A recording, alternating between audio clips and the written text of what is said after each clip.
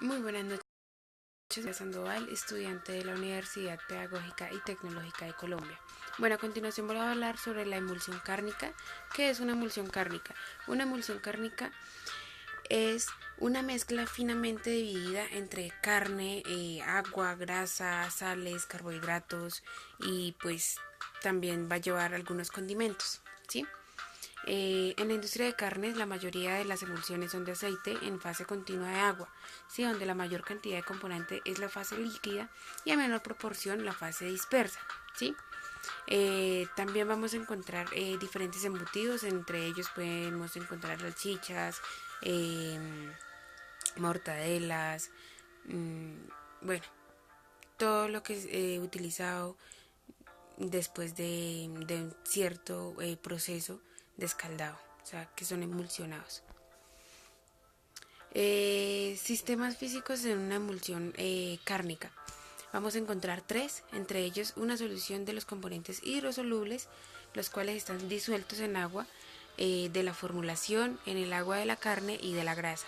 Sí, por ejemplo, vamos a encontrar disueltos de aminoácidos, polipéptidos, sales, mmm, proteínas, bueno, entre otros, ¿sí? También vamos a encontrar una mezcla heterogénea de fibras musculares, células adiposas, aglomeraciones de células, moléculas de agentes estabilizantes. Y por último también vamos a encontrar una emulsión en la cual las proteínas solubilizadas actúan como agentes tensoactivos o emulsificantes, manteniendo en suspensión las moléculas de grasa, ¿sí? Bueno, también vamos a hablar sobre los agentes emulsificantes. ¿Cuáles son? Vamos a tener la tensión interfacial y la película interfacial, ¿sí? ¿De qué trata la tensión interfacial?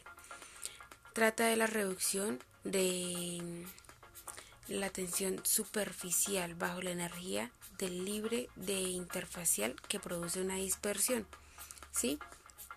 Es decir, este actúa previniendo la coalescencia y son utilizados pues como agentes emulsificantes, ¿sí? Y una película interfacial, pues esta está orientada más sobre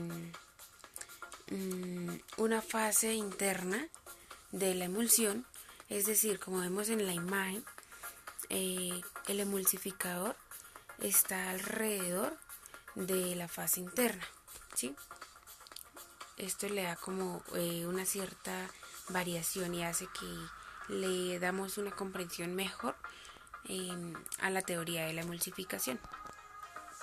En la siguiente imagen, como vemos, si la concentración del emulsificante es alta, forma una película rígida entre la fase invisible, es decir, que actúa como una barrera mecánica para la adhesión y la coalescencia de gotas de la emulsión, ¿sí? Es decir, este protege, ¿sí? Protege a la fase interna.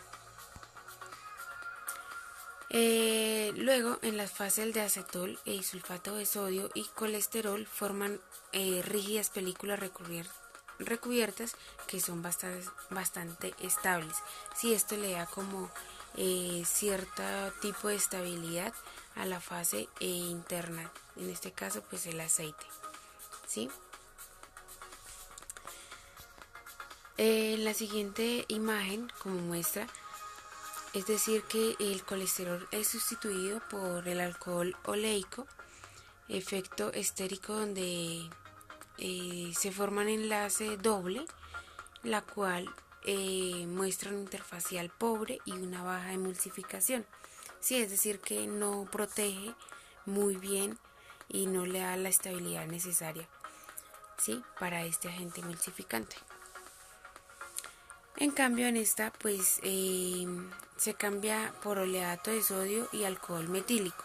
Sí, si se cambian esos dos se obtiene una emulsión pues pobre, sigue siendo pobre, pero un poco más estable, ¿sí? Bueno, como último tema vamos a hablar sobre los mecanismos de transferencia de calor. vamos a encontrar la refrigeración, congelación y bueno, como la refrigeración, es decir, una modificación de temperatura, si le da como un giro, lo cual en los valores más cercanos a esta debe ser de menos 1.5 grados centígrados a 0, ¿sí? Obviamente esto se entiende como el proceso de refrigeración para los canales de la carne, ¿sí?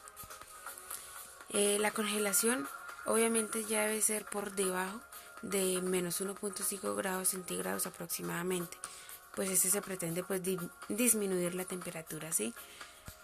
Para que pues el producto no sea tan perecedero, ¿sí? ¿Y cuál es la influencia del enfriamiento sobre la calidad de la carne?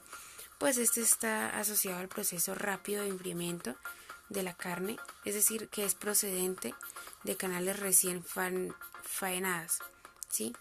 Es un acortamiento por frío, la cual se presenta a temperaturas de intervalo de 10 grados centígrados a menos 1 grado centígrado.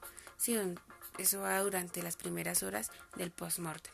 Bueno, eso era todo por hoy. Muchas gracias.